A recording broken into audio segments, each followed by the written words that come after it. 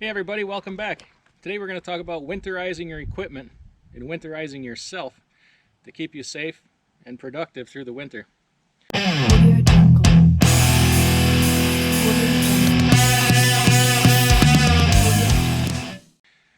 First thing I want to talk about is preparing yourself, okay?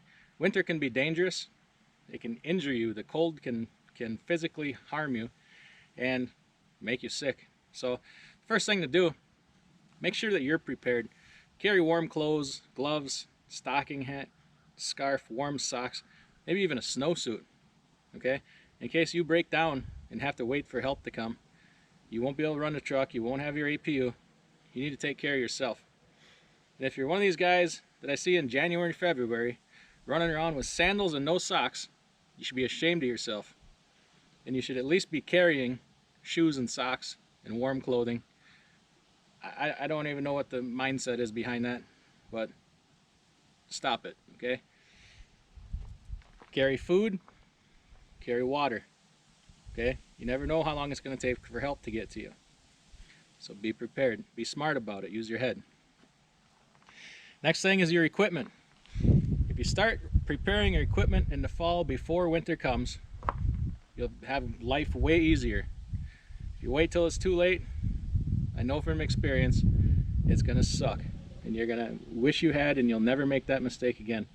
So here's just a few tips to help winterize your vehicle and prepare for the cold ahead, the cold months ahead.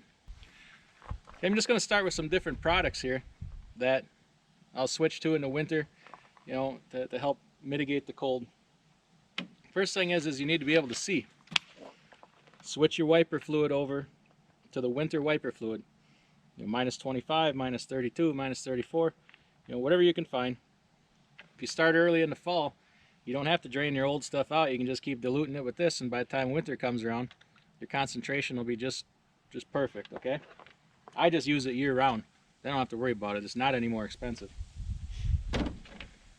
Maybe you want to Rain-X your windshield and your mirrors. Well, it's still warm enough to do that. That helps, the ice kind of slide off in the water. Just a thought.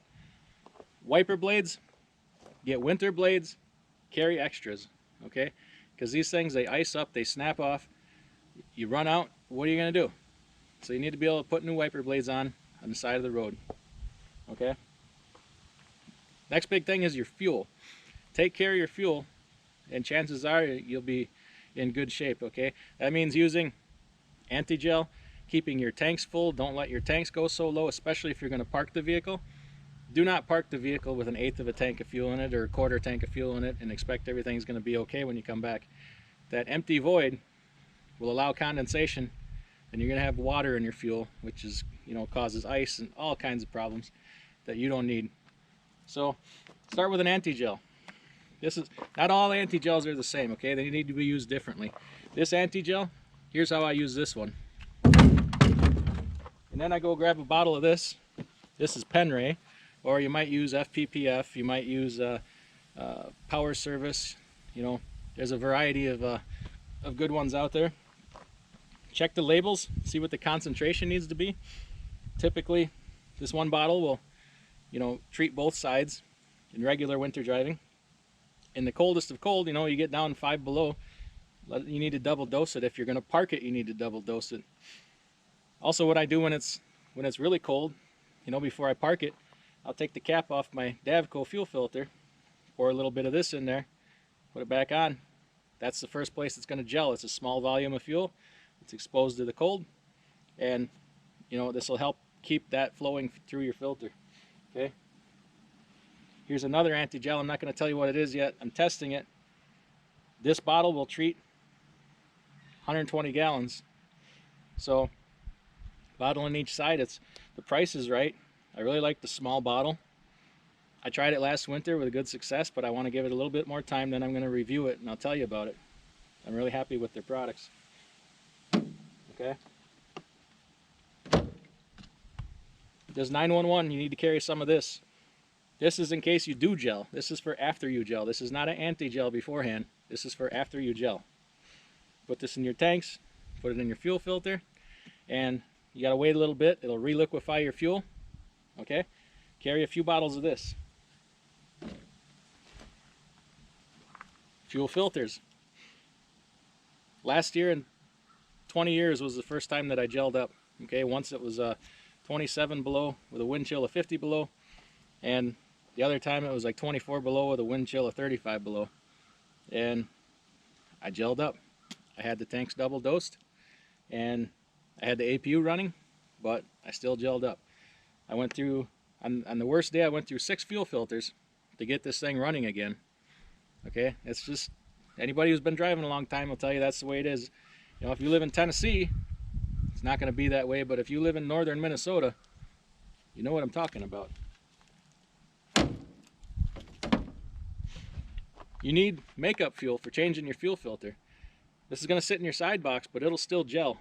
So make sure you treat this fuel with some anti-gel. Okay, don't forget that. You'll be like, man, I forgot. Now I'm screwed. Got to call a service truck. So don't forget that.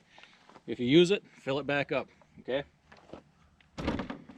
Try to buy your fuel where it's got a strong blend to it. Okay? In the wintertime, I like to try and stay away from especially more of the biofuel. It tends to gel easier. So try to get a lower biofuel concentration. If you're up north, buy it there where it's got a good strong blend to it. If you're coming from Georgia, taking a load up to North Dakota, you bought fuel in Georgia, you're going to gel up about the time you get to Illinois. So don't forget anti-gel. Buy some fuel in Illinois, you know, keep going. Buy maybe some more fuel in Minnesota. This is air brake antifreeze. It's basically alcohol. In the modern equipment, they suggest do not use this in your brake lines and stuff, you know, if you freeze up. This is only for absolute last resort in your brake lines and stuff. I don't necessarily even use it for that. Anywhere you build up ice, okay, you might need to splash a little bit of this on here. It'll help dissolve that ice. If you've got your brakes froze up and you're beating and tapping and you can't hit it too hard, you want to crack your brake drum, you can pour a little bit of alcohol, you know, in that, you know, seam there, and it'll help you out a little bit. You can use it multiple places. Just use it cautiously in your air system. So, you know, talking about your brakes, also make sure you carry a hammer. You should carry a hammer anyway, but sometimes, you know, especially if you're running in wet, sloppy conditions and you park for the night, you set your brakes, they're going to freeze up. Your shoes are going to freeze to the drum. So you're going to need to release your brakes, tap the drums a little bit, and then it'll release. Especially on trailers, you know, they sit a long time. You go to pick one up, you hook to it. You know, when you pull away, make sure you do an S-turn here and be looking back at your trailer tires and make sure they're turning. If they're not, you're gonna need to tap them to get them going. You know, even if you're a company driver, don't call a service truck for this. Get under the trailer, tap your brakes. There's no reason to spend all that money for something like that. Okay? Let's talk about your batteries for a minute.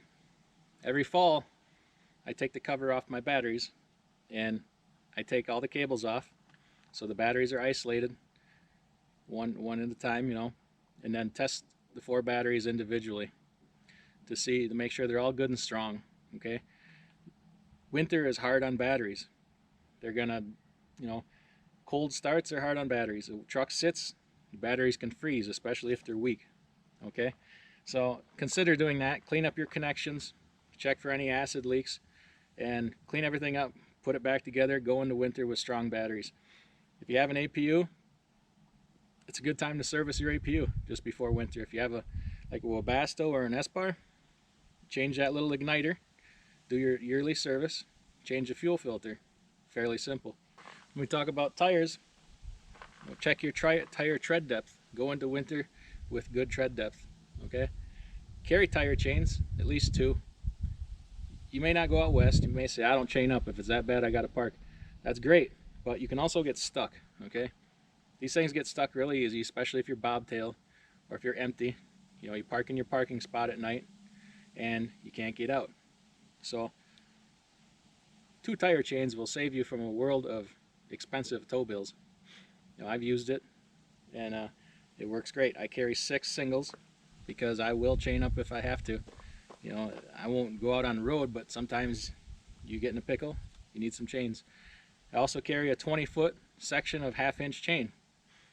in case I do get stuck or something, or somebody else gets stuck, and give them a little courtesy tug, you know, to get them, just to free them up and get them moving again. Okay, save yourself a lot of money that way. Also, with your tires, air pressure in the winter is going to fluctuate more. It's cold weather. You know, your air pressure will drop when the truck sits, but it'll also make leaks worse. So if you have a leaky valve stem or what have you, get that remedied before winter. Keep a closer eye on your tire pressures.